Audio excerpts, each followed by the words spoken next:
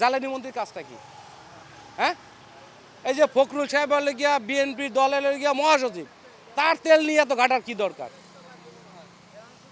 ভাই যার যেটা কাজ সেইটা করতে বলেন।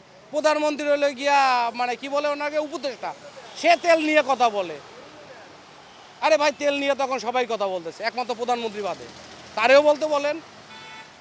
এখন অথেন্টিকের জায়গা আছে প্রধানমন্ত্রী, আই থিঙ্ক সে 17 বছর ফার্স্ট কান্ট্রিতে ছিল, সে এখান থেকে কিছু গ্যাদার করে আসছে, সে যদি বলে তারাই বলতে বলেন যে এইগুলো সব বাদ দিয়া যে প্রধানমন্ত্রী কথা বলুক, যে তেল আছে কি নাই।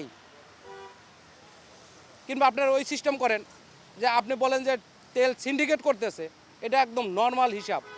আপনি এই থানার ভিতর যারা আছে তাদেরকে বলেন যে আমি থানা থেকে কিংবা যোগাযোগ মন্ত্রণালয় থেকে তেলের কার্ড দিব, আপনি যেখান দিয়ে নেবে মনে করেন আমি আজকে 5 লিটার নিলাম, আপনাকে একটা ইন্ডিকেট করে দিল 5 লিটার নিলাম, কালকে তো আমি আর যাইতে পারবো না, কার্ড যেতে হলে কার্ড শো করতে হবে। এটা করে দেন ভাই। আপনি বাগজ কথাবার্তা বললে লাভ কি? যে তেল হইলে গিয়া ঘরে নিয়ে ঢুকিয়ে রাখছেন, তেল মাটির নিচে নিয়ে রাখছেন, ভাই ধরেন।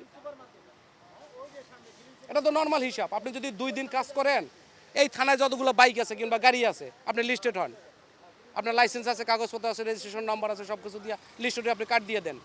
যেখান দিয়ে তেল নিবে আপনি ওইখানে করে মার্ক করে রাখেন, সিগনেচার করে দিয়ে নেবেন, মার্ক করে যে আপনি 5 লিটার তেল নিয়েছেন, কালকে নিয়েছেন, আজকে তেল নেওয়ার দরকার নেই, কোনো জায়গায় নিতে পারবে না। সহজ হিসাব। আরে ভাই মন্ত্রী বিষয়ে তো তেলের অভাব নাই, তেলের অভাব তো আপনার আর আমার। আমি জানি না যে আপনি পাবেন কিনা, আপনি সাংবাদিক হলে হয়তো পাইতে পারেন, নর্মাল গেলে আপনি পাবেন কিনা আমি জানি না। মন্ত্রী মিনিস্টার বলা লাভ আছে ভাই? এরা শীতকালেও এসি এসি চালাইয়া বা ইয়া লইয়া কম্বল গায়ে দিয়ে ঘুমাই থাকবে। ভাই আমার বাসায় তো এসি চিন্তা করলে ছাদে আমি চিন্তা করি যে আমার বিল উঠবে, আমার মাস শেষে বিল পে করতে হবে। আর এটা তো শীতকালে ভাই বা মোটা কম্বল গাইতে ঘুমাই থাকবে, এদের কথা বললে লাভ আছে? শীতকালে এসি চালাই, এরা গাড়ি চালায়।